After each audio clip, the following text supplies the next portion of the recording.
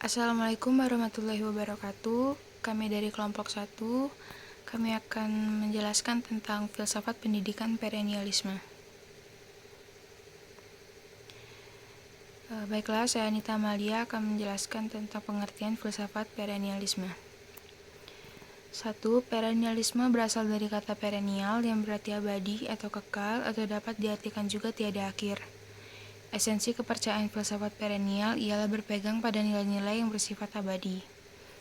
2. Perennialisme memandang bahwa pendidikan harus didasari nilai-nilai kultural masa lampau.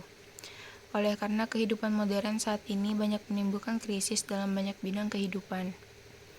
Perennialisme mengambil jalan regresif karena mempunyai pandangan bahwa tidak ada jalan lain kecuali kembali kepada prinsip umum yang telah menjadi dasar tingkah laku dan perbuatan zaman Yunani kuno dan abad pertengahan. Yang dimaksud dengan ini adalah kepercayaan aksiomatis mengenai pengetahuan, realitas, dan nilai dari zaman tersebut. 3. Tujuan pendidikan menurut aliran perennialisme yaitu nilai-nilai kebenaran bersifat universal dan abadi. Sebab tujuan pendidikannya adalah membantu peserta didik menginternalisasikan nilai kebenaran agar mencapai kebaikan dalam hidup. 4. Contoh penerapan perennialisme dalam pendidikan yaitu berdirinya sekolah-sekolah berbasis agama seperti Muhammadiyah, sekolah Kristen, dan pondok pesantren. Sekolah-sekolah ini mengedepankan ilmu agama karena dianggap sebagai sesuatu yang memiliki nilai-nilai atau prinsip-prinsip yang menjadi pandangan hidup. Adapun tokoh-tokoh filsafat perennialisme adalah sebagai berikut. 1. Robert Maynard Hutchins yang mengembangkan kurikulum berdasarkan penelitian buku besar bersejarah dan pembahasan buku klasik. 2. Horkheimer Adler yang mengatakan bahwa jika seorang manusia adalah makhluk rasional yang merupakan hakikat yang senantiasa seperti itu sepanjang sejarahnya, maka tentulah manusia memiliki gambaran yang tetap dalam hal program pendidikan dengan tidak mengikutkan peradaban dan masa tertentu. 3. Plato berpandangan bahwa manusia tidak menciptakan kebenaran, pengetahuan, dan nilai moral melainkan bagaimana menemukan semuanya itu. Dengan menggunakan akal dan rasio, semuanya itu dapat ditemukan kembali oleh manusia. 4. Thomas Aquinas yang berpandangan tentang realitas bahwa segala sesuatu yang adanya itu karena diciptakan oleh Tuhan dan tergantung kepadanya. Sedangkan dalam hal pengetahuan, Thomas Aquinas mengemukakan bahwa pengetahuan itu diperoleh sebagai persentuhan antara dunia luar dan atau oleh akal budi yang kemudian menjadi pengetahuan. Baiklah, sekian dari saya. Assalamualaikum warahmatullahi wabarakatuh. Saya adalah Santi Putri. Saya di sini akan menjelaskan tentang landasan filosofis perennialisme. Adapun filosofis perennialisme adalah dasar pemikiran filsafat perennialisme pada perkembangan pemikiran filsafat pada umumnya. Dasarnya pun terlihat dari keyakinan ontologi seseorang tentang alam dan manusia. Pada aliran filsafat perennialisme memiliki pandangan bahwa hakikat manusia adalah sebagai makhluk rasional yang akan selalu sama bagi setiap manusia dimanapun mereka berada dan sampai kapanpun dalam perkembangannya untuk di masa depan. Keyakinan ontologi sedemikian membawa mereka pada suatu pemikiran bahwa kemajuan dan keharmonisan yang dialami oleh manusia di suatu masa akan dapat pula diterapkan pada manusia-manusia lain pada masa dan tempat yang berbeda. Sehingga kesuksesan masa lalu dapat pula diterapkan untuk memecahkan problem masa sekarang dan akan datang, bahkan sampai kapanpun dan dimanapun. Aliran perennialisme berkeyakinan bahwa kendatipun dalam lingkungan dan tempat yang berbeda-beda, hakikat manusia tetap menunjukkan kesamaannya. Oleh karena itu, pola dan cara pendidikan yang sama dapat diterapkan kepada siapapun dan dimanapun berada.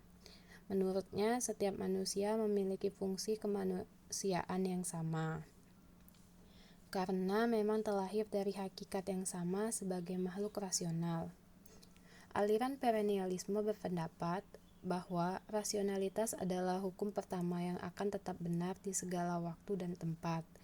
Dengan prinsip rasionalitas ini pula akan memunculkan adanya prinsip kesadaran dan kebebasan.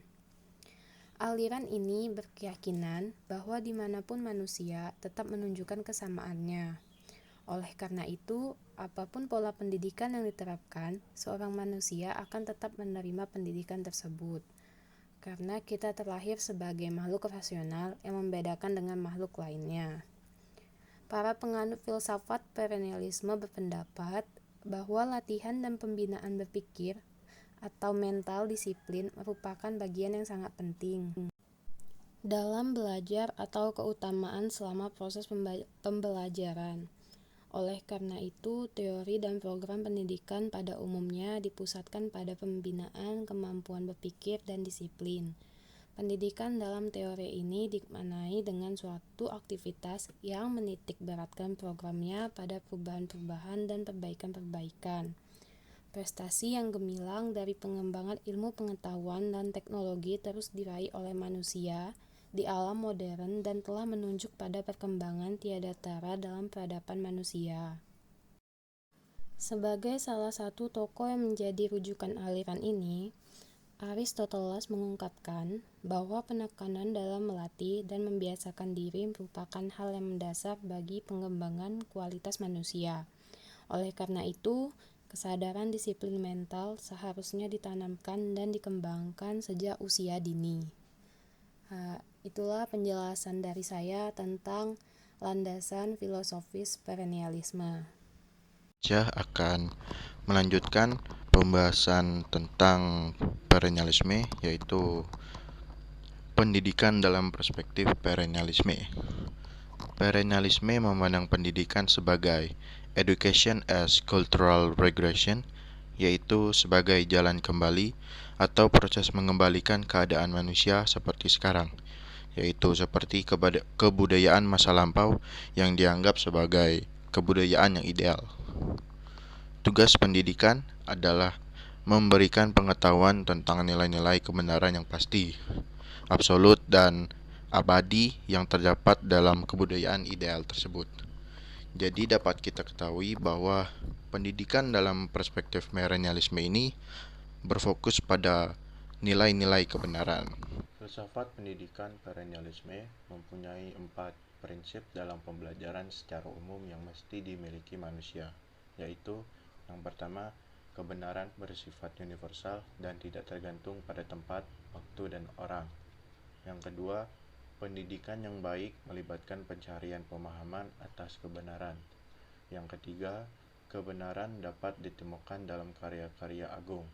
Yang terakhir adalah pendidikan adalah kegiatan liberal untuk mengembangkan nalar. Sekian dari saya.